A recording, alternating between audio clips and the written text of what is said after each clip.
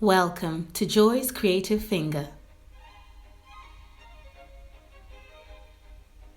You are hereby invited, come one, come all, at 6 p.m. to the Royal Ball at Langhem Palace. The King and the Queen, with pleasure, expect you.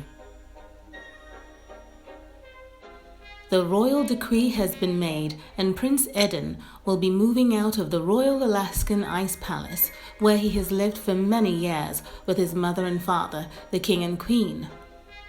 Over breakfast, they have a nervous conversation about the fact that they have put together so many social events where they've invited the most beautiful maidens, and their son, Prince Edan, has never taken a shine to any one of them. Perhaps tonight, his mother says. As the prince treats himself to one last cup of tea in his royal quarters, he appears to take no notice of the housekeeping. Or does he? Cindy has worked in the royal palace courts for a few years and temporarily in the royal stables. On one occasion, he did take notice of her, and later on, he decided to have a little conversation. How do they call you? My name is Cindy. My father calls me Ella. You can call me Cindy or Ella. The prince completely misunderstands her and calls her Cinderella. They were spotted by the press, who completely took their meeting out of context. Well, maybe not out of context, because of course the prince did overstep his boundaries.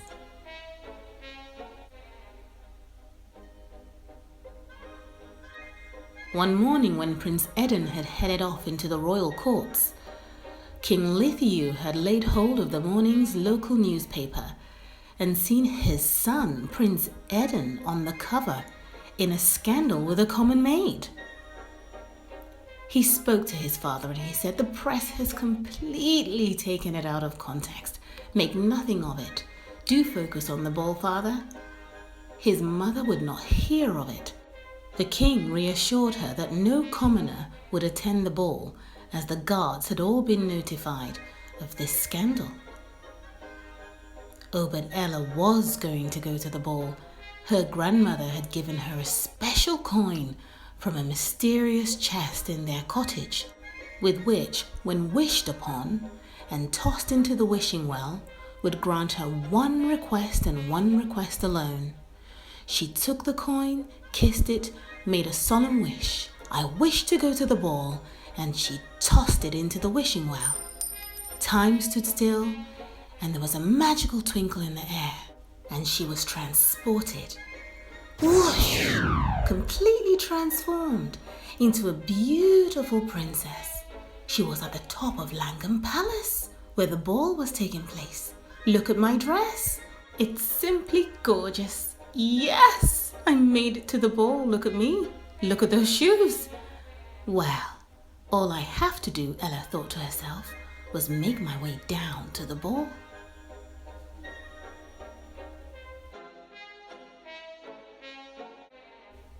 The ball was in full swing when everyone came to a halt as they spotted the king enter their presence with a beautiful maiden. They had never seen her before, not in any of the high-end gatherings they had attended over the years. Who was she? The prince was completely taken in by her. He didn't look to the left or to the right of the ballroom at any of the most gorgeous maidens who had attended. He took to the center and began to dance with Cindy, or Ella, or Cinderella as he calls her. They waltzed away into the night. He stared right into her eyes the entire time. She thought the prince was very kind and made her feel very welcome.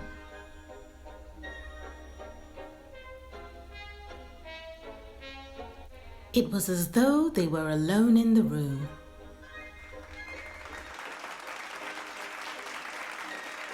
After a wonderful session of dancing, the prince talked Ella into a private tour of Langhem Palace.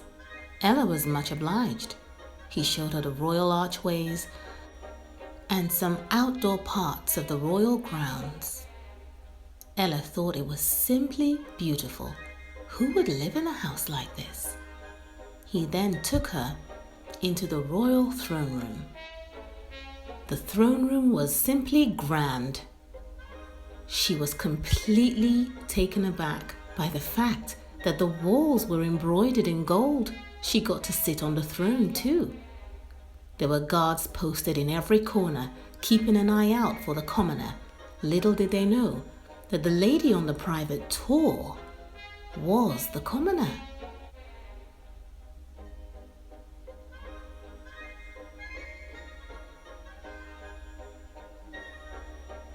He showed her the royal gardens.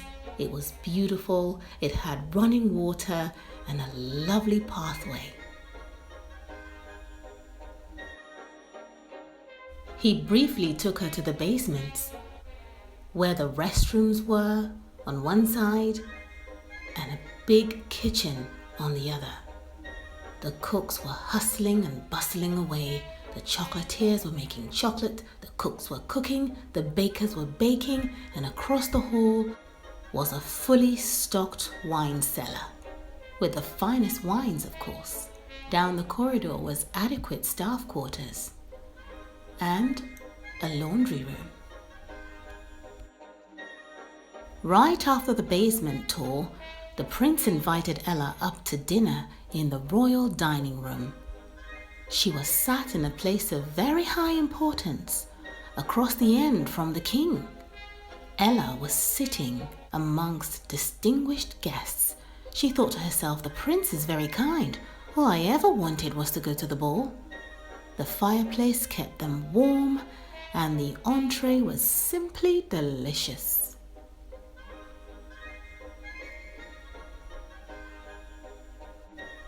Across the hall was a private study for the prince. There was also a restroom in the corner and a set of double doors that led out front with access to the top end of the emerald pillars that flanked the entrance to the palace.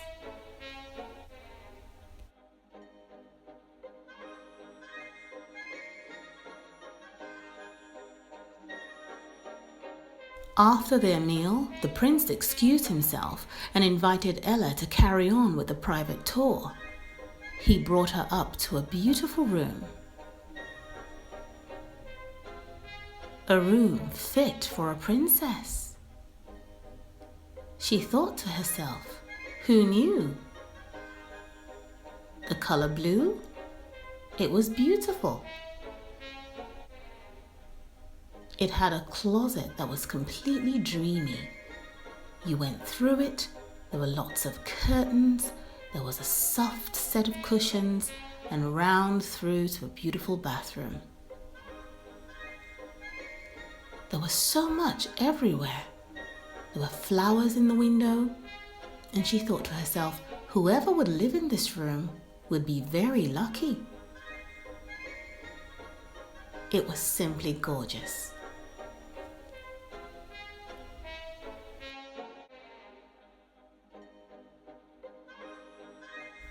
The prince asked Cinderella, "Would you like to live in this room?" Ella replied, "You do tease me, Sir Prince." He was puzzled.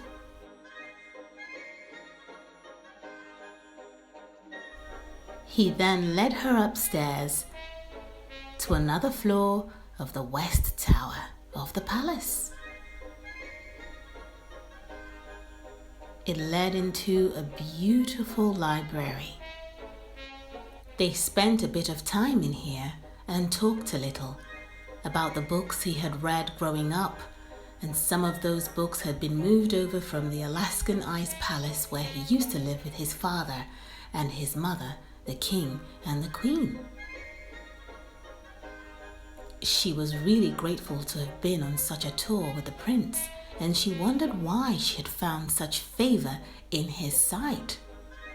Perhaps it's because I take care of his horses. He is a wonderful master to serve. Eventually, they left the library, worked their way around the beautiful pillars, up a back spiral staircase, and to the top of the West Tower.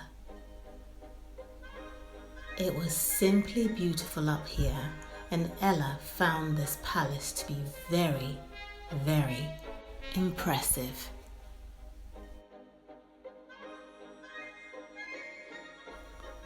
After personally serving Cinderella some of the wonderful cocktails from the bar, the prince advised Ella that he would need to go back down to the dining room and thank the guests for having dined with him. After which he said he would take her on a private tour of the East Wing. That was the prince's chamber.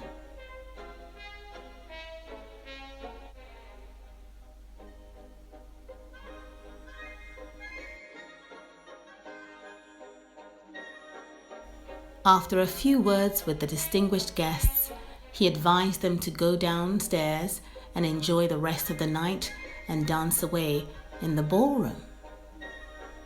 He asked Ella to remain behind while he took her on a private tour of his chambers. Once again, the prince overstepped his boundaries, and Ella thought to herself, "The prince is very, very amusing."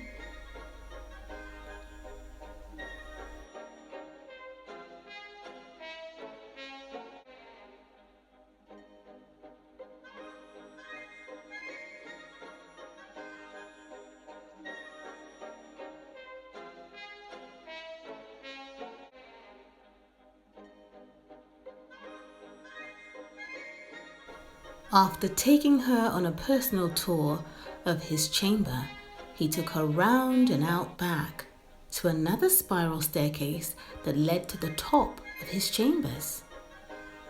It was his private royal gazebo. He would be served breakfast in this space, or lunch, or dinner indeed if he was dining alone.